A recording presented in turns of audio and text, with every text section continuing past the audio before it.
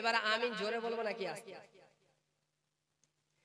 সুনানে তিরমিজির 248 নম্বর হাদিস, সুনানে তিরমিজির 248 নম্বর হাদিসের মধ্যে লিপিবদ্ধ অনেকগুলো হাদিস রয়েছে সম্পর্কে, শুধু আমি একটা একটা করে বলে আমার বিষয়ে আগে বাড়ছি।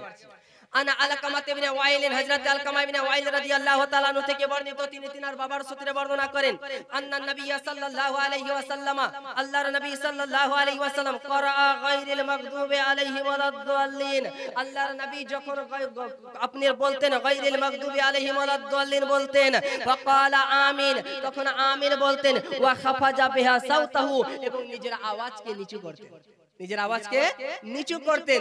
মুআজ্জাজ মুহতারাম সামিনে কিরাম, এবার প্রশ্ন হলো, যারা জোরে আমিন বলে তারা কি ভুল করে? না, তারা জোরে আমিন বলতেন কেন? আর পরক্ষণে ফারিস সাহাবায়ে কেরাম জোরে আমিনও বলেছেন, আস্তে আমিনও বলছেন কেন? এটার একটা প্রেক্ষাপট রয়েছে, এটা জানার দরকার আছে না নেই? সাহাবায়ে কেরাম জোরে আমিন বলেছে, এমন কি হযরতে আলকামা ইবনে ওয়াইল কি জোরে আমিন বলেছেন, আর আবার এই হযরতে আলকামা ইবনে ওয়াইল বলছেন আল্লাহর নবী আওয়াজ নিচু করতেন। ব্যাপারটা কি? যখন নতুন নতুন ইসলাম প্রচার হলো, নামাজের যখন শিক্ষা আল্লাহর নবী দিতেন, তখন আল্লাহর নবী একটু জোরে আওয়াজ করে আমিন বলতেন, যাতে আমার উম্মত জেনে যায় সূরা ফাতিহার পরে আমিন বলতে হবে। মুহাব্বতে বলেন না সুবহানাল্লাহ।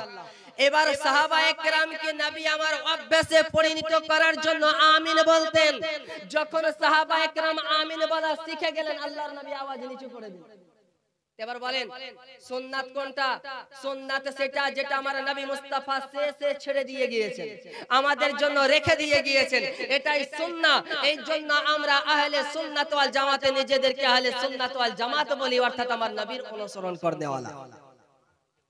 মুআজ্জাজ মুহতারাম সামিনে কিরাম, এবার কি হলো? এটা আমরা আমিন আস্তে পাওয়ার দলিল পেয়ে গেলাম।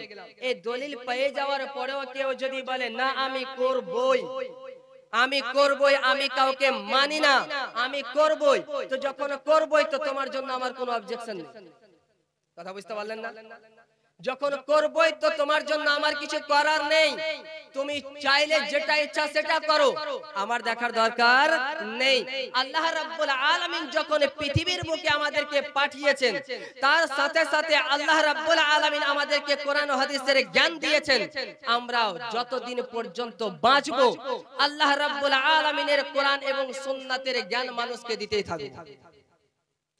এবার আপনি যদি বলেন আমি মানব না, আমি করব না, তো আপনাকে বলার আমার কথাও নেই, কারণ যে জবান দ্বারা বেরিয়ে গিয়েছে সাহাবী বিদাতি, সেই লোকটা আমাকে আপনাকে মান্যতা দিবে? কথা বুঝতে পারলেন না?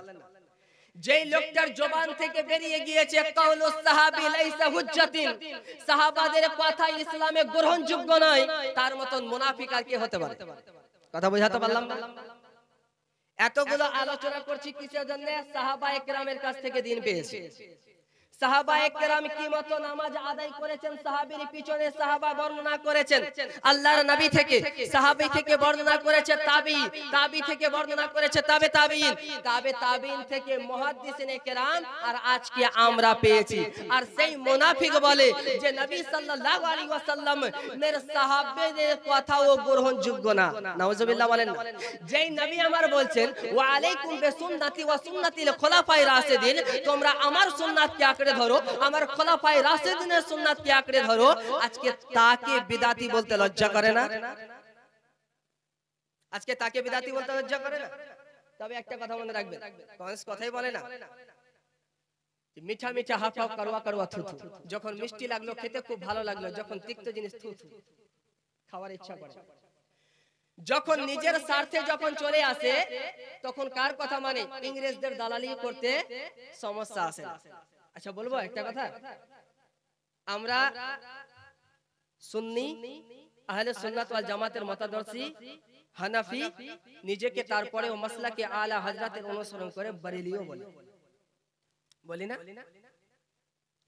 কিছু ভাইকে যখন বলা হয় ওয়াহাবি, তখন এমন হয় যেমন আপনার গরম জল যেমন নিজের শরীরে পড়ে গেল।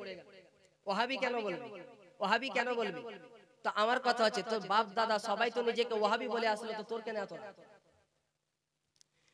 ইংরেজ যখন এই আপনার ইন্ডিয়াতে রাজত্ব করছিল, ভারতবর্ষে যখন রাজত্ব করছিল, ইংরেজদের জামানায় কিতাবের নাম হচ্ছে ফতওয়ায়ে সানাইয়া। আহলে হাদিসদের সবচেয়ে বড় ইমাম কিতাব লিখেছে ফতওয়ায়ে সানাইয়া। সেখানে উল্লেখ করেছে যে ওই জামানাতে মানুষকে যখন ওয়াহাবি বলা হতো তাদের রাগ হতো, তখন তারা গভর্নমেন্টকে বলল যে আমাদেরকে ওয়াহাবি না বলে আমাদেরকে একটা সুন্দর নাম দেওয়া হোক, সেটা হচ্ছে আহলুল হাদিস। কি নাম দেওয়া হোক? আহলুল হাদিস। কিতাবের নাম বলে গেলাম ফতওয়ায়ে সানাইয়া, দ্বিতীয় খণ্ড, পৃষ্ঠা নম্বর 444। যদি না পাওয়া যায় আমাকে ফোন করবেন। তাদেরকে বলে যাই যে কিতাব মুতালা করেন, আপনার ঘরের কিতাব ফতওয়ায়ে সানাইয়া, কিতাব মুসান্নিফের নাম সানাউল্লাহ আমার তাসাবি, সে নিজের কিতাবে লিখে গিয়েছে। এবার ইংরেজদের যারা আপনার ব্রিটিশ দালাল ছিল, ব্রিটিশ সরকার, এই ব্রিটিশ সরকার তাদের নাম দিয়েছে আহলুল হাদিস।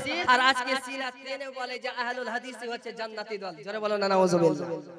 আল্লাহর নবী তোমাকে নাম দিয়ে যায়নি, নাম দিয়ে গিয়েছে ব্রিটিশ সরকার।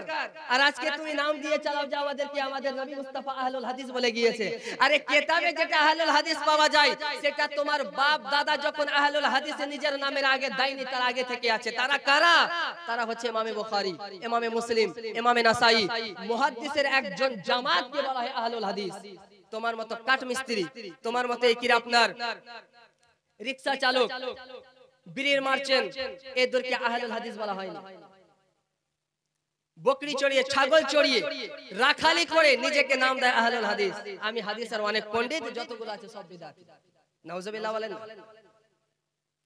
মুআজ্জাজ, তো এখান থেকে আমরা জানতে পারলাম কি যে আল্লাহর নবী কি বলতেন? আমিন আস্তে বলতেন। এবার আসুন, সূরা ফাতিহা পড়লাম, আমিন পড়লাম। এবার আমরা কোরআনের যে কোন সূরা দিয়ে তারপরে নামাজ কমপ্লিট করব, তাই তো? দলিল কি? সূরা মুজাম্মিলের 20 নম্বর আয়াতে আল্লাহ রাব্বুল আলামিন বলে ফাকরাউ মা তায়াসসারা মিনাল কোরআন, তোমরা পড়ো কোরআন, তোমরা পড়ো কোরআন থেকে যে অংশটা তোমাদের জন্য সহজ হয়। মহব্বতে বলেন সুবহানাল্লাহ। কোরআনের যে অংশটা তোমাদের জন্য সহজ হয় সেই অংশটা তোমরা পড়ো। এই আয়াতের ব্যাখ্যা করতে গিয়ে ইমামে জালালউদ্দিন সিউতি রাহমাহুল্লাহ আলাইহি তাফসীরে দুররে মানসুরের 15তম খণ্ড 59 নম্বর পৃষ্ঠার মধ্যে বলে, এবং মুসনাদে আহমদের 10998 নম্বর হাদিসের মধ্যে লিপিবদ্ধ করেন, ওয়া আন আবি সাঈদ হযরত আবু সাঈদ খুদরি রাদিয়াল্লাহু তাআলা আনহু থেকে বর্ণিত, আমারানা নবিয়ুনা সাল্লাল্লাহু আলাইহি ওয়াসাল্লাম, তিনি বলেন আমাদের নবী আমাদেরকে হুকুম দিয়েছেন আন নাকরা বিফাতিহাতিল কিতাবি ওয়া মা তায়াসসারা, আমরা যেন নামাজে সূরা ফাতিহা পড়ি এবং কোরআনের মধ্যে যে অংশটা আমাদের সহজ হয় আমরা যেন নামাজে পড়ি। মহব্বতে বলেন না সুবহানাল্লাহ। তাহলে আমরা নামাজে কি পেলাম? সূরা ফাতিহার পরে সূরা অন্যান্য সূরা মিলাতে হবে, এটাও আমরা পেয়ে গেলাম। এবার 4 রাকাত ফরজ নামাজে 2 রাকাতে সূরা ফাতিহার সঙ্গে দ্বিতীয় সূরা মিলাই না? কথা বলেন। সূরা ফাতিহার সঙ্গে অন্য সূরা মিলাই, আর শেষের 2 রাকাতে শুধু সূরা ফাতিহা পড়ি। ওরি কি পড়ি না বাপ? দলিল কোথায়?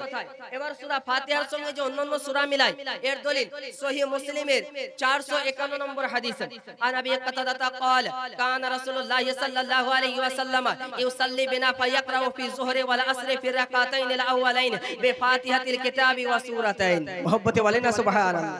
হযরত আবু কাতাদা রাদিয়াল্লাহু তাআলা আনহু থেকে বর্ণিত, তিনি বলেন আল্লাহর নবী সাল্লাল্লাহু আলাইহি ওয়াসাল্লাম আমাদেরকে জোহরের নামাজ পড়ালেন, আসরের নামাজ পড়ালেন, প্রথম 2 রাকাতে সূরা ফাতিহার সঙ্গে অন্য সূরা পড়লেন, সূরা ফাতিহার সঙ্গে অন্য সূরা পড়লেন। এবার সূরা প্রথম 2 রাকাতে সূরা ফাতিহার সঙ্গে দ্বিতীয় অন্য সূরা, এবং দ্বিতীয় 2 রাকাতে শুধু সূরা ফাতিহা পড়ি। এর দলিল কি? বুখারী শরীফের 776 নম্বর হাদিস, হযরত আব্দুল্লাহ ইবনে আব্বাস, হযরত আব্দুল্লাহ ইবনে আবি কাতাদা রাদিয়াল্লাহু তাআলা আনহু থেকে বর্ণিত, তিনি বর্ণনা করেন তিনার বাবার সূত্রে, আন্নান নবী সাল্লাল্লাহু আলাইহি ওয়াসাল্লাম কানা ইয়াকরাউ ফি যুহরি ওয়াল উলাইন বি উম্মিল কিতাব ওয়া সূরাতাইন। জোহরে আল্লাহর নবী সাল্লাল্লাহু আলাইহি ওয়াসাল্লাম জোহরের প্রথম 2 রাকাতে সূরা ফাতিহার সঙ্গে অন্য সূরা পড়তেন, ওয়া ফির রাকাতাইনিল উখরাইন বি উম্মিল কিতাব, আর দ্বিতীয় 2 রাকাতে শুধু সূরা ফাতিহা পড়তেন। কি পড়তেন? শুধু সূরা ফাতিহা পড়তেন। তাহলে আমরা এখান থেকে স্পষ্ট জানতে পারলাম প্রথম ফরজ নামাজে প্রথম 2 রাকাতে সূরা ফাতিহা সঙ্গে অন্য সূরা, দ্বিতীয় 2 রাকাতে শুধু সূরা ফাতিহা। মুআজ্জাজ মুহতারাম সাহাবায়ে কেরাম, এবার আসুন